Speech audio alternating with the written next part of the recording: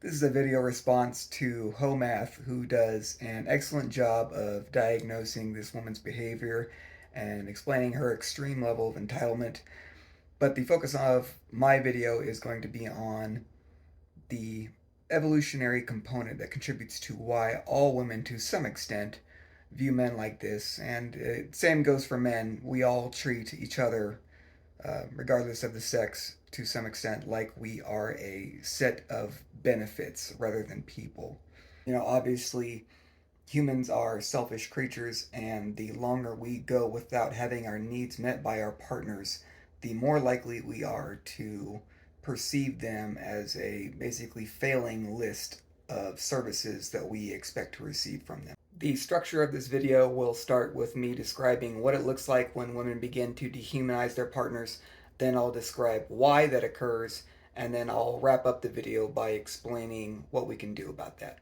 So basically, when a woman begins to dehumanize her partner, essentially what that looks like is that's when she starts to nag or taunt or perform generally contemptuous behavior. And essentially, what she is communicating to you when she does that is that she is now perceiving you as either less masculine or less committed, or a combination of both. So I explained in my previous video on the evolutionary psychology of toxic female relationships that women evolved to assess mates based on where they believe men to sit on the social hierarchy scale.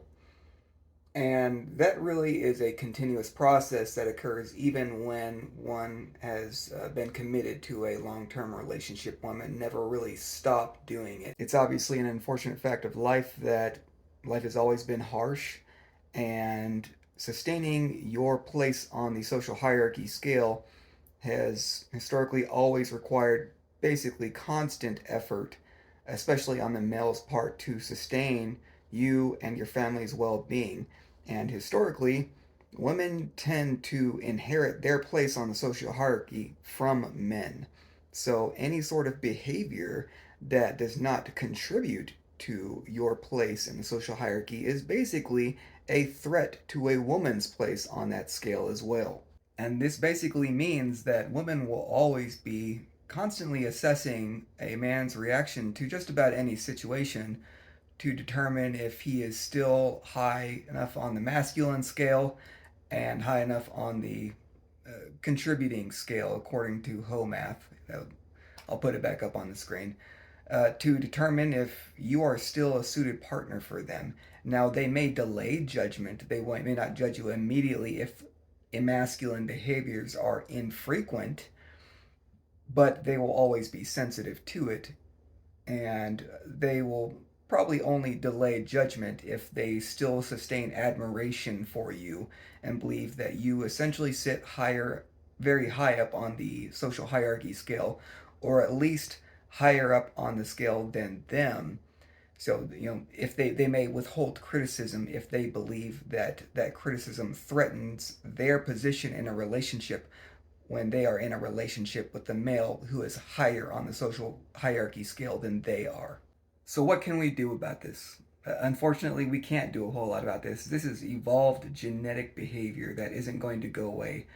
Men, what you can do is you can hopefully find hobbies that will appeal to her instincts and will also allow you to remain joyful in life. Women are not going to ever really stop judging men in this way until maybe when they reach their very old age. And that's basically because they're reaching the age where they realize that their place in the social hierarchy is completely gone, and they need to prioritize their safety and well being in their old ages. Don't interpret this video as an attack just on women. I'm just describing the way that we evolve to behave, and both men and women dehumanize each other to some extent. It's just like I said, we tend to perceive each other like a list of needs rather than humans. And if you feel like your needs are not being met, well, then you've got just choices to make. Um, just remember that you're humans and you all want to be treated like humans. If your partner is not treating you, not providing you with the services or just the benefits that you hope that you would receive from them, well, then you've got a decision to make. What are your alternatives? And is life better off without them?